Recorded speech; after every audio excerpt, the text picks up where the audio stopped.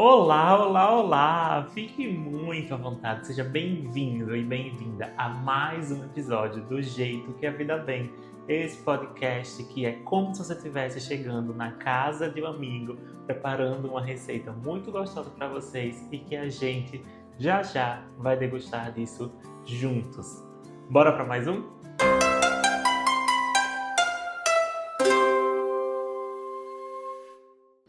Esse é o 13º episódio, quem diria, assim, a cada vez que o número vai aumentando de episódio, eu acho que eu vou me surpreendendo tanto também, porque apesar de eu ter colocado já com 3 números, né, o 000, que foi o 001, primeiro episódio, eu já tinha um pouco dessa impressão de que esse episódio não passaria de 12. Assim, na minha cabeça eu faria só 12 programas e aí tava bom demais, eu ia fazer outra coisa. Eu ia inventar outra coisa para fazer e quis um momento de que eu continuo empolgado para fazer mais. Eu pensei depois, será que esse 000 é porque vai ser outro número lá pra frente e a gente só vai saber depois? Não sei. Mas o bom é que a gente tá aqui, que eu tô aqui agora e que eu sigo empolgado para compartilhar com vocês como é que a vida veio para mim durante essa semana, contando também para saber como é que a vida veio para você na sua semana, nesses comentários, nos comentários do Spotify ou nos comentários aqui do YouTube. Bem-vinda a mais uma segunda-feira que estamos aqui falando como é que a vida veio para cada um de nós e também como fomos nos surpreendendo a partir de tudo isso.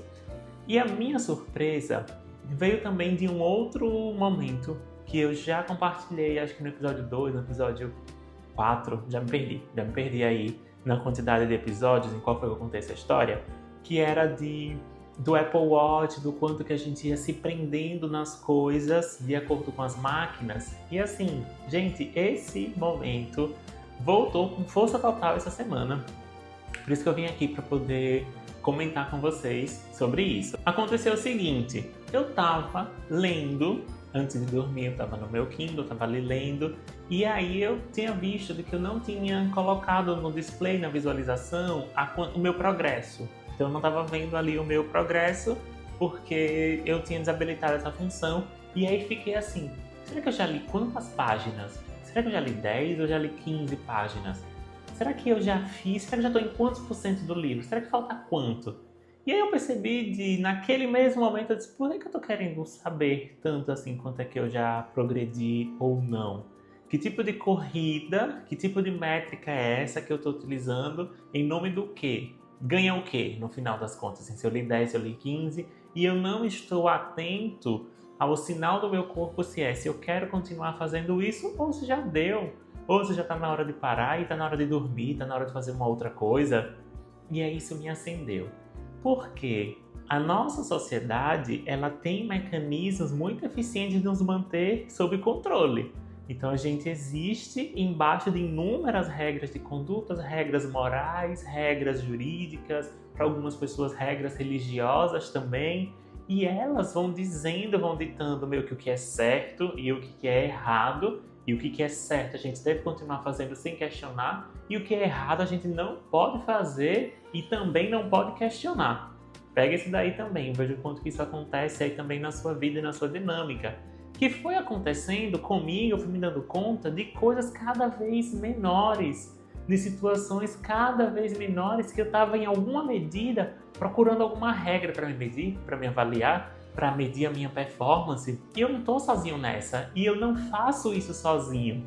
Provavelmente ao fazer isso, tem outras pessoas que estão fazendo, e pode ser uma delas, pode ser você, e em nossa sociedade a gente pode ver isso repercutindo e refletindo em outros comportamentos também. E agora chegou no momento que eu estava vendo isso no Kindle, e aí eu já tinha comentado isso do uso no Apple Watch, né? Não avalio as minhas corridas, eu já mudei a minha dinâmica porque eu já não fiquei mais atento ao meu pace, né? A velocidade, em quantos minutos eu percorri 1 quilômetro, né? Que é a tradução de pace, e comecei a ficar atento se eu estava indo e estava bem para fazer a quilometragem que estava prescrita ali no meu treino. Então eu estava só olhando o relógio para ver a hora, quanto tempo que eu estava, porque eu tinha algum compromisso depois, por exemplo, quando era o caso, e o quanto que estava faltando para eu terminar o treino, mas estando muito mais consciente, mais atento se o meu corpo, que sou eu, queria continuar fazendo aquela atividade. Se era aquilo mesmo que eu queria continuar fazendo. E não mais ter que obedecer a um determinado ritmo. Não é ter que obedecer porque ninguém me obrigava a isso. Mas às vezes era eu tentando me obrigar a fazer também. E chegou, durante esse momento, algumas pessoas também trazendo das situações dela sobre a vivência do prazer. O quanto que o nosso prazer ele é censurado de inúmeras formas.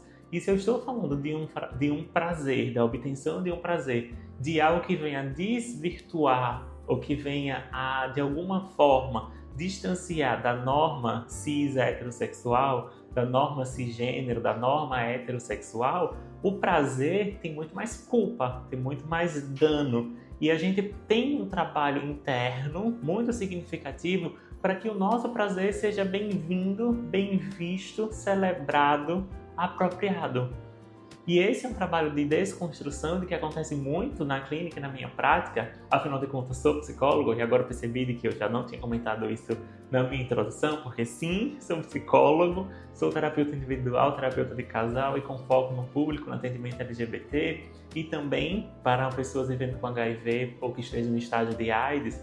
Eu também trabalho com esse público e esse é um assunto que chega de tempos em tempos. O quanto que o prazer, a forma de obtenção do prazer é vista como culpa, como dano, o quanto que é um gozo que não satisfaz completamente, porque já vem logo uma outra forma de punição. E aconteceu nesse momento e eu percebi algo que vinha acontecendo desde o Natal e que aconteceu de novo no Carnaval e provavelmente vai acontecer na Páscoa. E aí, se acontecer na Páscoa, eu vou voltar aqui para retomar esse episódio. Olha a cena. A pessoa está esperando o Natal. Ela está esperando o Natal acontecer. Ela se preparou para fazer comidas do Natal. Ela se preparou para estar em confraternizações, para estar com os amigos, para estar aproveitando esse momento do Natal, que acontece especificamente nessa data, que é no finalzinho de dezembro. E ela come, às vezes ela exagerou, às vezes ela comeu mais, às vezes ela se empolgou e passou a lhe dar conta do que ela pretendia fazer. E no dia seguinte ela vai para a academia e nessa ida para a academia o que ela fala? Estou indo queimar o panetone, estou indo queimar a farofa, estou indo fazer tal coisa. E coloca com uma cena, com uma cara de que parece que não foi bom ter feito porque agora ela está se punindo. Agora ela tem que fazer alguma coisa para diminuir esses danos, porque não fazia parte comer por comer, encontrar o prazer na comida e viver intensamente esse prazer, sem que depois isso precisasse ser remediado, sem que depois isso precisasse ser revisto, calculado, danos precisassem ser recuperados nessa fantasia neurótica, né? Aí veio o Carnaval. Pessoas que veio com esse mesmo comentário, porque no Carnaval eu não estudei, no Carnaval eu tenho me programado para ficar estudando, para fazer meu TCC, para escrever a minha tese, minha dissertação, e aí eu não fiz nada, aí eu fiquei em casa, acompanhando os stories das pessoas que estavam na rua e não fui para a rua, ou aqueles que foram para a rua, mas lá, durante o evento, estavam divididos entre não era para eu estar aqui, aí já vem esse recurso da punição, era para eu estar em casa, fazendo a tese, fazendo um trabalho, estudando para a prova. E eu não estava fazendo isso. E os que estavam em casa e que não conseguiram fazer porque queriam dar um carnaval. E aí fiquei pensando o quanto que existe desses mecanismos de autopunição, de autotortura. E o quanto que às vezes é algo que você também está fazendo com você, que é estar sempre encontrando alguma coisa para se punir, para se colocar no lugar da pessoa que é errada e precisa ser punida. Então os nossos erros, as nossas falhas, aquilo que a gente não consegue dar conta dentro da nossa humanidade, muitas vezes são vistas como crime, que precisa ser combatido, que precisa ser punido. E às vezes existe ainda um algoz dentro de nós que tem uma certa potência em algumas pessoas mais do que em outras e de que acaba sendo muito eficiente nesse recurso de estar punindo, de estar apontando, de estar colocando defeito e não consegue valorizar a qualidade, a tentativa, o esforço, que foi temas que eu já fui falando até em outros episódios. E agora, com o carnaval, vi a mesma coisa, assim, a atividade física sendo esse o lugar, não da obtenção do prazer pelo prazer, porque a corrida foi deixando de ser prazer pelo prazer para ser o pace, a métrica, o RP. Aí o carnaval deixou de ser também um movimento do prazer pelo prazer, da diversão pela diversão, porque era para estar fazendo uma outra coisa, que não era para estar ali, né, um ser humano dividido. E depois agora veio, né, a atividade física de novo para queimar cerveja, para recuperar os danos, voltei rolando, e aquilo tudo assim que eu acho que é extremamente problemático, mas eu não sei se as pessoas refletem exatamente naquilo que elas estão publicando, se elas estão tendo consciência mesmo do que ela está falando, né? Que ela está se punindo, que ela está tentando recuperar um dano porque o que ela fez era um dano e não era meio que para fazer, sendo que ela estava só se divertindo.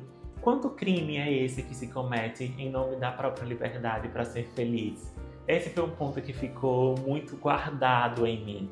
Né? O que será e quantas vezes esse ser livre, esse ser feliz, esse tomar decisões que venham contrariar pessoas é visto quase como um pecado, como um crime que precisa ser punido, que não pode ser repetido. E aí a gente não vai ser muito estranho, na verdade, se daqui a pouco, quando chegarmos lá em abril e estivermos na Páscoa, as pessoas estiverem comendo chocolate e depois elas estiverem publicando de que estão queimando o chocolate, a caixa de bombom, a barra, recuperando danos, sentindo que engordou 5 quilos. E assim, essa é uma forma muito eficiente de que a neurose foi trabalhando, de que a neurose foi chegando, foi se apropriando desse corpo para fazer sentir culpado porque sente prazer. E aí, não é desse discurso que eu gosto de endossar na minha prática. É muito de trazer a autoconsciência e a autocompaixão. Talvez seja importante que você entenda de que no carnaval, você é uma pessoa que gosta de carnaval, então é melhor já assumir, sendo verdadeiro, sendo honesto com você mesmo. De dizer, olha, eu gosto de carnaval, no carnaval eu não estudo. Ou eu vou ficar em casa sem fazer nada, vou me divertir do meu jeito em casa sem estudar. Ou eu vou pra folia e vou me divertir na folia porque eu entendo como é que meu corpo funciona. Eu não vou ficar dividido mais estudando, sendo que eu não queria estudar e eu queria ir pro carnaval, depois eu vou me punir com alguma coisa para compensar esse sacrifício, ou vou pra folia, sendo que eu não queria estar na folia, e aí depois eu nem estudo e nem estou na folia. Então agora encontrar de que é isso, é assim que eu funciono, não existe nada de errado nesse funcionamento, mas eu preciso ter o autocompaixão e a autocompreensão. Nesse sentido de, é assim que eu funciono e para recuperar esse tempo que eu não estudei, então eu vou precisar colocar mais esse esforço, mais essa energia aqui. Ou, existe um momento de que é mais favorável, de que é mais fácil seguir um plano alimentar do que outros. Isso é um fato, a gente precisa conhecer isso com muita clareza. Às vezes, dezembro não é um mês favorável, não é um mês propício para muitas pessoas para seguir um plano alimentar com toda essa precisão. Existem inúmeros convites para fazer algum encontro com os amigos. Esses encontros quase sempre são com comida. E é muito mais difícil ir e resistir a essa comida ou ficar em casa e ter esse prejuízo social. Então, às vezes, faz mais sentido assumir de que, olha, em dezembro, metade do meu plano alimentar meio que eu não vou seguir. Mas janeiro, nem se você quiser, você consegue reunir tanta gente para fazer confraternização. Que é uma outra coisa que também não faz muito sentido na minha cabeça. Como é que a gente só confraterniza em dezembro e faz aniversário o resto do ano, né? Meio que vai ficando quase que proibido não fazer uma confraternização em janeiro, em fevereiro, em março, em abril. Então a gente foi colocando isso, colocando mais um peso que depois vem uma culpa. Percebe que esse mecanismo ele é muito eficiente na nossa sociedade. Aí chega o carnaval, mesma coisa, vai ter prazer, mas vai ter culpa. Aí vai chegando a Páscoa, e vai ter prazer e vai ter culpa. Aí quando chegar no São João, vai ter prazer e vai ter culpa. E quando a gente assume, e aí eu fiz muito esse exercício para mim no ano passado, de quais são os períodos de que eu me dedico mais para atividade física, mais para o meu plano alimentar, perco algum peso, entendendo de que o meu peso varia ao longo do ano, justamente por conta dessas atividades, foi me deixando muito mais com a sensação de acolhimento e de consciência. Por exemplo, maio é um mês que tem muitos aniversários na minha família. E eu gosto muito de aniversários, eu gosto muito de bolo, eu gosto muito das comidas de aniversário. Então, eu me preparo mais para ou seguir um plano nas outras refeições que não são aniversário e me divirto tranquilamente no aniversário com os meus excessos, digamos assim.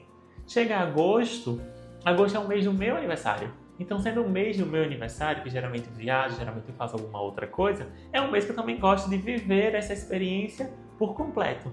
Chega junho eu amo todas as comidas típicas de junho. Eu queria ela todas o ano todo. Então, junho é um mês que também é mais difícil de eu seguir, porque eu tenho essa consciência de eu preciso então ficar mais atento nas refeições que eu vou fazer em casa, especialmente, porque eu quero fazer refeições fora de casa, então lá eu quero me sentir livre para desfrutar de todo o prazer que essa comida pode me proporcionar. Assim como dezembro também. Então já tenho isso catalogado em mim, primeiro sendo honesto comigo, para que eu consiga ter as minhas ações mais coerentes com aquilo que eu estou sentindo, com o meu desejo. E aí entra nesse conceito, acho que é importante que você possa entender, porque nós funcionamos regulando pelo menos 3 esferas da nossa psique. É o que a gente sente, o que a gente pensa e como a gente age. E existe algo em nós que a gente busca essa coerência. É muito importante que a gente tenha essa consciência e busque essa coerência entre o pensar, o sentir e o agir. Porque às vezes o que você pensa é diferente do que você age. Às vezes o que você age é diferente de como você se sente. E não é tão distante a gente encontrar algumas pessoas, inclusive fui muito atravessado por essa fala com uma amiga, quando eu estava conversando com ela durante essa semana, do quanto que muitas vezes, para se sentir livre, a gente vai buscando prisões.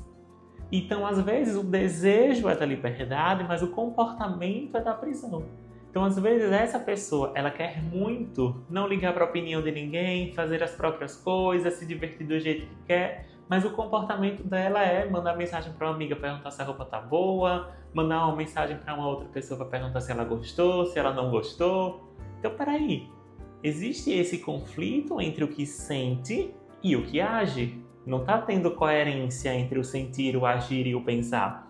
E aí eu queria que você pudesse observar em você. Se você realmente tem se sentido muito mais coerente, mais ligado com o que você pensa, com o que você sente e a maneira como você se comporta. Porque é muito fácil a gente se enganar. É muito fácil a gente achar de que estou sentindo uma coisa e estou querendo fazer isso e estou tendo essa coerência. Eu não conheço tantos esses exemplos, né? Também pela minha prática profissional, encontro mais pessoas que queiram fazer esses ajustes, assumir verdadeiramente e honestamente consigo mesma o que se quer, o que o nosso corpo nos direciona. E a gente não pode esquecer de que o nosso corpo, ele não mente pra gente. O nosso corpo é um excelente termômetro, né? Existe algo que dentro da psicologia e da gestalterapia a gente chama da nossa awareness sensorial, que é a percepção sensorial do nosso corpo. E ela sempre vem antes da nossa percepção intelectual, propriamente dita, né? O nosso corpo sempre sente antes. É um arrepio, é uma dor, é um nó na garganta, é um revirar aqui das tripas, é um desconforto, é uma tensão, que depois a gente vai racionalizar, vai processar para entender o que foi e às vezes nem consegue. Só que quando a gente nega a nossa awareness sensorial, aquilo que a gente sente, aquilo que o nosso corpo sentiu, a gente acaba encontrando uma vazão na nossa emoção, na nossa cabeça, na verdade, né? No nosso pensamento. A gente vai acreditando no nosso pensamento, que a gente pensou e que aquilo é coisa da minha cabeça. E é sempre muito curioso para mim quando alguém chega e diz assim, mas é porque isso eu não sei, será que é coisa da minha cabeça? Então, se não for coisa da sua cabeça, é coisa da cabeça de quem, criatura? É coisa da sua cabeça, mas não é coisa da sua cabeça, porque às vezes você está muito mais tentando negar aquilo que você sente, aquilo que o seu corpo já está te dando um direcionamento. E eu falo disso até mesmo no primeiro episódio desse podcast, quando eu falei de que ali o meu corpo queria. Ali o meu corpo estava pedindo para eu fazer. Pediu para eu sentar na frente do computador com o microfone e poder falar livremente tudo aquilo que estava na minha cabeça, que estava preso. E assim eu tenho feito quase todas as semanas. Assim, são pouquíssimos episódios que são roteirizados. A imensa maioria deles é porque eu estou a fim de falar desse assunto e eu ligo a câmera, venho aqui e desarmo e falar como é esse episódio. Esse episódio eu comecei a roteirizar, mas eu senti que não estava encaixando. Eu disse, vou dar o play aqui, vou gravar. Se ficar bom, se eu gostar da experiência, se eu gostar de mim enquanto fiz, ele vai ser publicado. Se eu não gostar, se eu sentir no meu corpo de que não tá tão legal, eu apago e esse vídeo nunca existiu. Então se você estiver vendo, porque eu gostei do que eu fiz, então a gente tá por aqui também. E nisso é encontrando de que eu tenho uma liberdade para fazer isso e me dar prazer. Então eu tô aqui porque eu gosto, eu tô aqui porque eu quero, eu tô aqui porque eu gosto das coisas que eu falo, eu acho que faz sentido. Tem pessoas que gostam também e que me cobram e que eu lembro, nesse momento que eu tô gravando, eu me projeto num lugar que as pessoas estão ouvindo, que estão comentando. Então é nesse momento de que eu encontro aquilo que eu sinto, aquilo que eu penso e como eu ajo. E eu recomendo que você possa fazer o mesmo isso com você. Encontrando exatamente esse equilíbrio entre essa liberdade e essa prisão, encontrando onde é e quais são as formas que você está encontrando, quais são as grades que você acaba se colocando ao redor de você, que acaba impedindo a expressão da sua liberdade, seja a sua liberdade criativa, seja a sua liberdade pelo arrependimento, por repensar coisas, a sua liberdade para sentir de um jeito diferente, por se atrair por uma pessoa de um gênero diferente, por ter uma experiência, uma prática íntima diferente, porque o mundo vai te aprisionar, mas que você possa encontrar essa chave para poder se libertar disso. E se você tem essa dificuldade de encontrar, de identificar essa chave, não sabe onde é que ela está, e precisa de uma intervenção, e precisa de uma ajuda, precisa de um acompanhamento terapêutico, tem link aqui na bio para você marcar a sua primeira sessão comigo e será de um imenso prazer, porque eu sinto muito prazer fazendo isso, meu corpo se mobiliza para fazer isso também e a gente continuar se aprofundando nesse papo. O que eu posso deixar como um compromisso aqui para nós é que eu estarei menos avaliando as minhas métricas pelos gadgets, assim, pelos aparelhos, pelo tempo, e sim muito mais pela ordem do prazer, pelo que eu quero mais, pelo que meu corpo pede mais, e para reconhecer cada vez mais próximo a hora de parar. Porque eu sei que dentro de todo esse processo, às vezes tem muita coisa de que já estava na hora de parar, mas ainda racionalmente a gente não executa, ou eu, na verdade, né, não executo tão próximo. Às vezes tem uma distância entre quando eu senti e quando eu agi. Diminuir essa distância sempre vai ser muito fundamental. Confiar mais naquilo que a gente sente, confiar mais naquilo que o seu corpo demonstra para você. E nesse momento, acho que cabe também para a gente conduzir um fechamento, para fechar esse episódio, é de muito mais de pensar do quanto que o excesso do prazer traz como efeito a nossa culpa, traz como efeito uma angústia, digamos assim. Isso está lá no livro da doutora Anna Lembeck, que é o livro Nação Dopamina, quando ela fala disso, né? Quanto mais a gente faz só aquilo que a gente quer, que a gente sente prazer, que é aquilo que é a coisa que a gente mais queria fazer naquele momento, o excesso disso, essa descarga mais alta, vai trazer como uma consequência a culpa. A gente vai se sentir culpado porque esse é um efeito dessa queda da dopamina, né? Quando a gente conseguiu aquilo tudo que a gente queria, o efeito disso, essa queda da dopamina, ela é tão baixa que às vezes a gente se sente não mobilizado mais para fazer mais nada. Por isso que é encontrar esse equilíbrio entre o prazer, a nossa liberdade, a nossa responsabilidade e entender de que às vezes a gente vai fazer algumas coisas que a gente não quer, mas ela não deve ser a coisa mais predominante. Que a gente possa viver o prazer por prazer, que a gente possa viver as coisas de maneira mais livre. Então esse convite para a gente ser cada vez mais ousado, se libertar e reconhecer quais são as prisões que voluntariamente nos colocamos e quais são as prisões que a gente pode sim e devemos sim sair em nome da nossa saúde mental. Tenho agora aqui uma sensação de mais um episódio no ar. Espero que ele tenha gostado, espero que você tenha gostado e eu espero que no mínimo isso tenha te feito uma boa companhia. Se você gostou do episódio e quiser se inscrever, eu vou ficar muito feliz de você se inscrever aqui no meu canal, curtir esse episódio e enviar para alguém que você acha que também deva ouvir mais sobre liberdade, sobre prisão e sobre prazer. Se você está me ouvindo pelo Spotify, por favor, considere seguir esse episódio e avaliar ele com 5 estrelas. Estou por aqui semanalmente e se você quiser conhecer mais do meu trabalho, é só acessar o link que está na descrição desse episódio. Você vai ter acesso ao meu Instagram e também a marcar uma sessão comigo. Então um beijo e até semana que vem!